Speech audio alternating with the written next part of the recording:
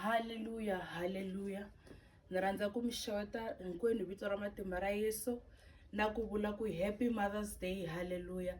Namuntlha ni ta ku vulavuleni hi hungu ra kahle ri ntsanana, ku nga ri ku chumayela kambe ku ri ku tsundzuxa vamanana hinkwavo.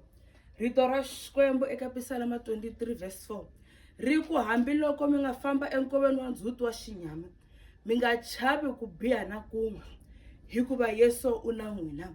Namuntlha ka ha ri Mother's Day, ni vulavula na vamhani hinkwavo ni ku a ni swi tivi swa ku ndzhuti lowu mi fambaka eka wo wa xinyama xihi. Nkarhi wun'wani ku nga va wa xinyama xa vusweti, nkarhi wun'wani ku nga va wa xinyama xa mavabyi, nkarhi wun'wani ku nga va wa xinyama xa ku loko mi ringeta ku endla swilo swa tika a swi olovi, nkarhi wun'wani wu nga va wa xinyami xa ku laha mi tshamaka koho kumbe lava mi hanyaka na vo va mi treketlela kumbe va mi tekeli enhlokweni.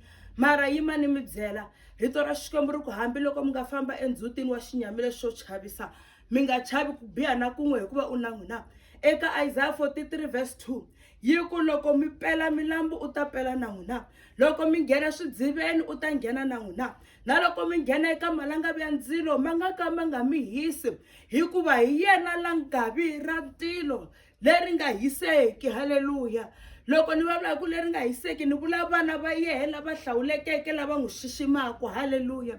Rito ra Xikwembu namuntlha ra hi kombisa swa ku hambiloko hi nghena swidziveni u ta nghena na hina, na loko hi pela milambu u ta hi perisa hikuva wa tshembeka. Xinyama xexo u famba ka xona, nkova wolowo yi ehla ka wona, u nga chavi n'wana mhani, hi ku i nkarhi, it's only for a season, swi ta ku hundzeni. Yesu u na n'wina, a nga ka nga mi tshiki, a nga ka nga mi endli nyama eka valala va n'wehe, a nga ka nga pfumeli valala va n'wina va mi mita. Hi yo mhaka loko mupisana ma ri karhi a dzunisa ka Psalm ya 124 rito ra Xikwembu ri ku loko a wu nga yimanga na hina i ngi valala va hina va hi mitile ha hanya, ku kombisa leswaku indeed valala va mita munhu. Haleluya. Valala va mita munhu, mara loko Xikwembu xi yima na n'wina va nga ka va nga mimiti va mi endla nchumu. Hi yo mhaka namuntlha na ha vula ni ku n'wana mhani kwala mi nga kona, mi nga chavisiwi hi swidzedze, mi nga chavisiwi hi mabubutsa,